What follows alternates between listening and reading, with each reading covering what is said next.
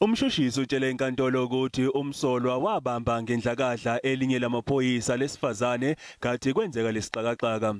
Emva kwalokho Umsolwa neqeqebana labalimi bangena ngodlinga phakathi enkantolo befuna ukuzibambela mathupha abasolwa ababili ababevele ngokubulala uBrandon Horner. Inkantolo yazise ukuthi kwabe sekuthungelwa ngomlilo esinye sezitokisi okwaholela ekutheni labasolwa ababili ababebafuna balimale ngendlela yokuthi baze baphuthunyiswa esibhedlela. Ukuphikisa isicelo sebheyili Umbuso uthi uma Umsolwa angasadedelwe ngebheyili makhulu amathuba ukuthi zakhamuzi zingakwamukeli lokho.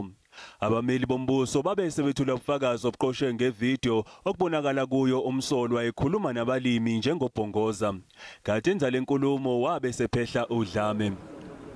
Umseshi omkhulu kuleli cala uBrigadier Thokolo Phosholi utshele inkantolo ukuthi Umsolwa wasuka nje esithubeni wethula inkulumo ekubeni lwabe lukhona uhlu lwezikhulumi ezabe ziqokiwe.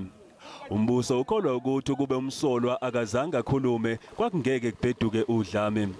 Kanti-ke amaphoyisa avumile ukuthi awazi ukuthi ubani owadubula amahlandla amabili ngesikhathi sesixakaxaka. Kusenjalo inhlangano yezokuthula eSenekal isinxuse ukuba abaholi bomphakathi bapheze kuvukuza ukucwasana ngokubuhlanga emphakathini uma bekhuluma.